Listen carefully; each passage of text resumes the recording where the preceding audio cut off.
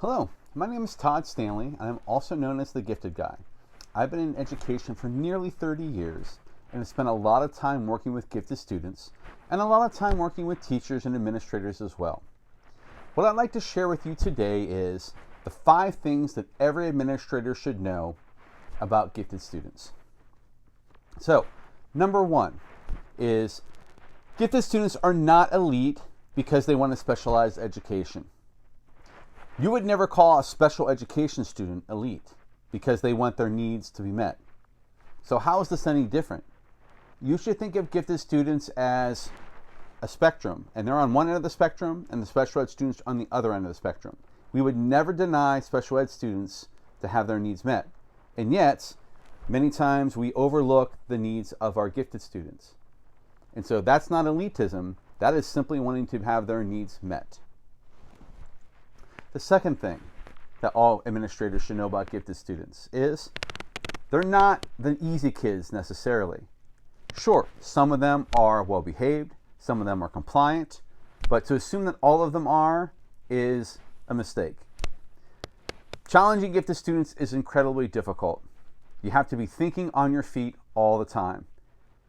And you have to keep in mind it takes a lot of work, and a lot of teachers who do so don't have many resources, or they have little to no training. And so they are working really, really hard to try to challenge students as best they know how. But you don't know what you don't know sometimes.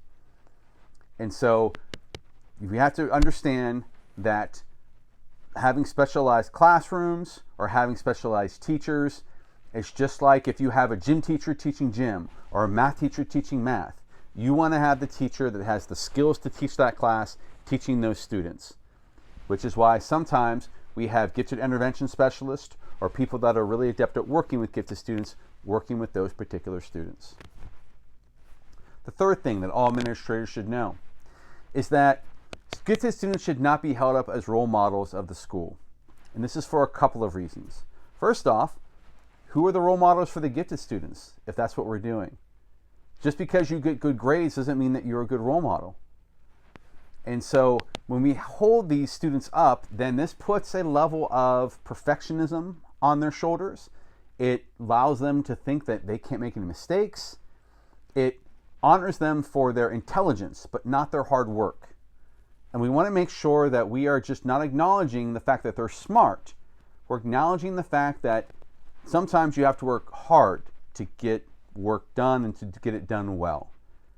And so we don't want to diminish the effort that goes into a lot of the things that they do. And holding them up as a role model can do that. But these are the smart kids. You should behave like them. The second thing when it comes to that is when you hold the gifted kids as the role model, you're diminishing what other kids have to offer. So just because a student is not gifted doesn't mean that they don't have a whole bunch to offer. And actually studies have shown is when you take gifted kids out of a regular classroom and all that's left behind is kids who aren't gifted, people will rise to the top and they will turn out to be role models because they're not having other kids that are answering all the questions, or they don't have other kids that are the teacher is calling all the time. So we need to give other people the chance to be role models as well. The fourth thing that all administrators should know is that gifted is not just an extra class to gifted students. So this might be the only time of the day that these students are going to be challenged. It may not be the case. There might be other times they're challenged as well. But for some students, them going to a pull-out gifted class or to a specialized math class or working with a particular teacher might be the only time that they're going to be challenged during the day.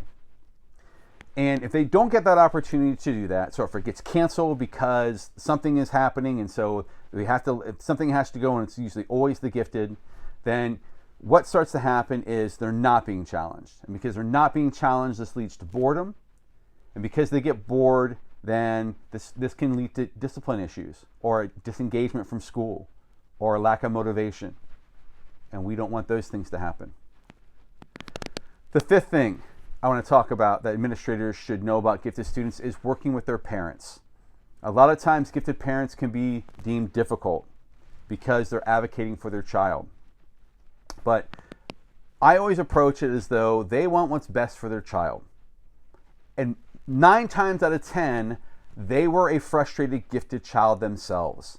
So they were someone in school that was not challenged, did not have their needs met, and now they're an adult and they can do something about it for their own child. So as a result, they're out there fighting for their own child. And who wouldn't fight for their own child? Of course, we want all parents advocating for their kids.